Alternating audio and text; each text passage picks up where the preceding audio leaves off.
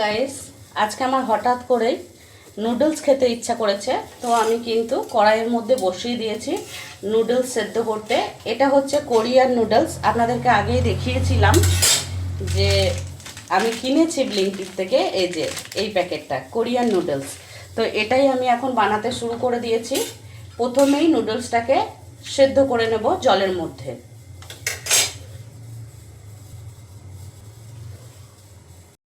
এই যে নুডলসটাকে আমি সিদ্ধ করে নিয়েছি এবং এটা জলও ঝরিয়ে নিয়েছি। এরপর এর মধ্যে সামান্য একটু রিফাইন তেল অ্যাড করে দেব। এই যে সামান্য একটু রিফাইন তেল অ্যাড করে দিলাম। এরপর আমি কড়াইতে দিয়ে দেব একটু বাটার। কড়াইয়ে সামান্য জল রয়েছে, জলটা শুকিয়ে গেলে দিয়ে দেব আমি সামান্য একটু বাটার। আজকে আমি এটা বাটার দিয়েই বানাবো। অন্যদিকে আমি আর একটাও রান্না চাপিয়ে দিয়েছি, যেমন এখানে কড়াইয়ে তেল দিয়ে জিরে, কাঁচা লঙ্কা, পেঁয়াজ দিয়ে দিয়েছি। একসাথে দুটো রান্নাই দেখানো হচ্ছে আমার। আর এখানে দেখুন সবজি, সমস্ত রকম সবজি আমি কেটে নিয়েছি। এখানে রয়েছে বরবটি, গাজর, আলু, পটল, বিনস এবং বিট।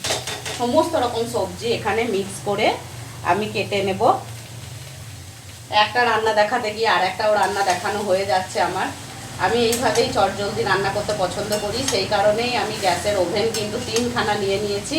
এই যে এদিকে একটা আমার ভাজাও হচ্ছে, আর এদিকে এখন আমি এই কোরিয়ান নুডলসটা বানানোর জন্য এই যে প্রস্তুতি নিচ্ছি। দিয়ে দিলাম একটু বাটার, আর আমি এখন কেটে রেখেছি এখানে পেঁয়াজ কুচো, আর এর মধ্যে সামান্য একটু কাঁচা লঙ্কাও অ্যাড করে দেব।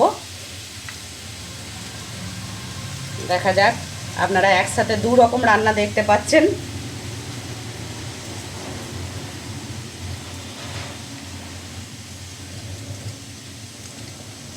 একটা ভাতে খাবার ভাজা হচ্ছে, আর একটা তো নুডলস হচ্ছেই, আপনারা দেখতেই পাচ্ছেন। তো এখানে আমি এখন দিয়ে দেব এই কাঁচা লঙ্কা আর পেঁয়াজ কুচোটা নুডলসের মধ্যে। এরপর এটাকে খুব একটু লাল লাল ভাজা ভাজা হয়ে গেলে এর মধ্যে আমি সবজি কেটে রেখেছি। আপনারা চাইলে সবজি দিতেও পারেন, না দিতেও পারেন। যারা সবজি দিয়ে খেতে পছন্দ করেন তারা সবজি দেবেন, আর যারা পছন্দ করেন না তারা দেবেন না। এরপর আমি এর মধ্যে এই সবজিগুলো অ্যাড করে দেবো, তার কারণ পেঁয়াজটা আমার সামান্য লাল লাল ভাজা হয়ে গেছে। যদিও এটাকে সম্পূর্ণ ভাজা করব না, কারণ এগুলো চাইনিজ ডিশ, তো চাইনিজ ডিশ মানে পুরো ভেজে দিলে ভালো লাগে না। সেই কারণে আমি এর মধ্যে গাজর, বিনস আর ক্যাপসিকাম অ্যাড করে দিলাম। এরপর এটাকে সামান্য একটু ভাজবো। ভাজার পর আমি এর মধ্যে অ্যাড করে দেব এই যে এটা হচ্ছে এই যে কোরিয়ান নুডলসটা যেটা আমি কিনেছিলাম, তার মধ্যেই ছিল এই অয়েলটা। এই অয়েলটা হচ্ছে খুবই টেস্টি, খুবই ভালো লাগে এটা। যতটা সম্ভব এই অয়েলটা এর মধ্যে পুরোটা একদম টিপে টিপে অ্যাড করে দেব। এটা কিন্তু পুরো টেস্টটা নিয়ে আসবে।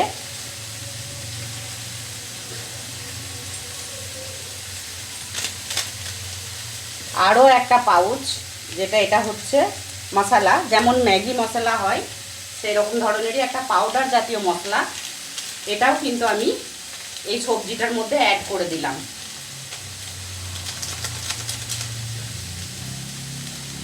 যেমন আমরা ম্যাগি বানাই, ম্যাগিতে যে মশলাটা থাকে ঠিক ওই রকমই, কিন্তু এটা দেখতে একটু সাদা পাউডারের মতন। এদিকে কিন্তু আমার এই ভাজাটাও চলছে। আমাকে অনেকেই বলে যে তুমি কি দশভুজা বা সব্যসাচী, তোমার দুই হাত সমানভাবে চলে। তো বলতে নেই, কাজের ক্ষেত্রে আমাকে অনেক সময় দশভুজা হতেই হয়, কারণ আমার হাতে সময় খুব কম থাকে। পার্লারের কাজ সেরে বাড়ির সংসারের কাজ করা সত্যি একটু টাফ হয়েই যায়। তো যাই হোক, আমি একসাথেই দুটো রান্না চালিয়ে যাচ্ছি আর দুটোই আপনাদেরকে দেখাচ্ছি। তো আমি এখন কিন্তু ম্যাগির মানে ওই নুডলসের যে মশলাটা ছিল সেটা কিন্তু অ্যাড করে দিলাম। এরপর আমি দিয়ে দেব বাড়তি যে মশলাটা, সেটা হচ্ছে এই যে সিজিয়ান সস। এই সিজিয়ান সসটা আমি এর মধ্যে একটু অ্যাড করে দেব। এই যে সামান্যই একটুই দেব, খুব একটা দিলে তো ভালো লাগবে না, কারণ আমি এখানে নুডলসটা অল্পই নিয়েছি। আর দিয়ে দেব এর মধ্যে একটু মিয়োনিজ। মিয়োনিজ আপনারা অনেকেই চেনেন, অনেকে মোমো দিয়েও খান, তো আমি এখানে একটু মিয়োনিজও অ্যাড করে দিলাম। তো এই হচ্ছে ইনগ্রিডিয়েন্টস আমার আজকের। আর এর মধ্যে অ্যাড করে দেব সামান্য একটু লবণ স্বাদ মতো।